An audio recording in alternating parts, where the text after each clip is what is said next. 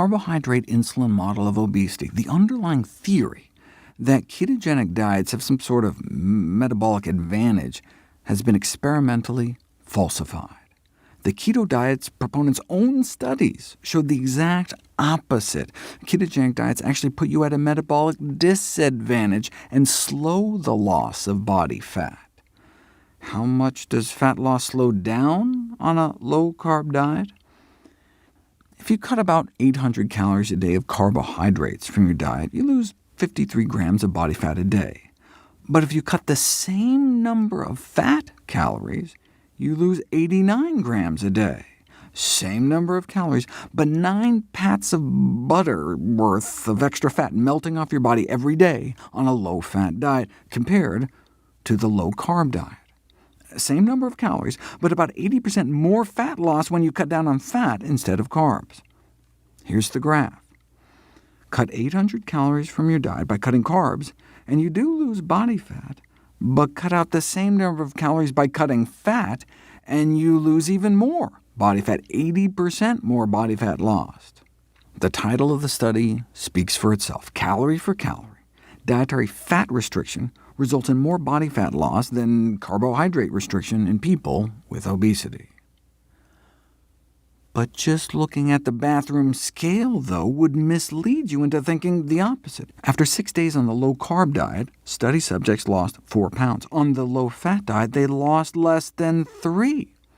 So step on the scale, and it looks like the low-carb diet wins hands down.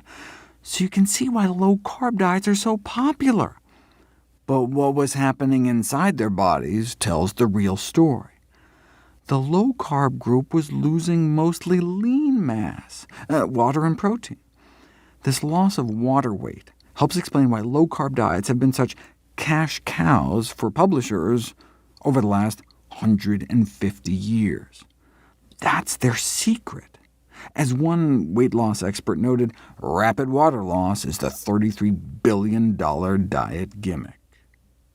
When you eat carbohydrates, your body bulks your muscles up with glycogen for quick energy. Eat a high-carbohydrate diet for 3 days, and you may add about 3 pounds of muscle mass onto your arms and legs.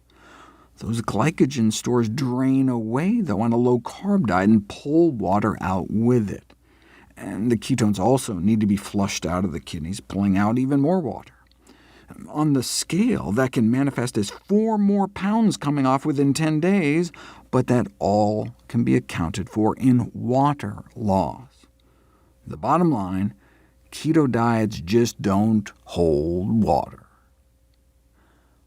But the thrill of seeing the pounds come off so quickly on the scale keeps many coming back. When the diet fails, the dieters often blame themselves.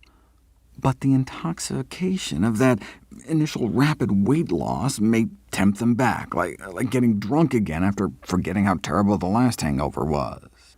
This has been dubbed the false hope syndrome. The diet industry thrives off a repeat customer, something low-carb diets were built for, given that rapid initial water loss.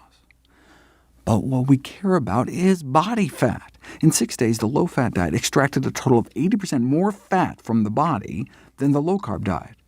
That's not just one study. If you look at all the controlled feeding trials, where researchers compared low-carb diets to low-fat diets, swapping the same number of carb calories for fat calories, or vice versa, if a calorie is just a calorie, then all the studies should have crossed that zero line in the middle, and indeed, 6 did. One study showed more fat loss on a low-carb diet, but every other study favored the low-fat diet. More loss of body fat eating the same number of calories. Put all the studies together, and we're talking 16 grams more daily body fat loss on the low-fat diets. That's 4 more pats of butter melting off your body on a daily basis. Less fat in the mouth means less fat on the hips, even taking in the same number of calories.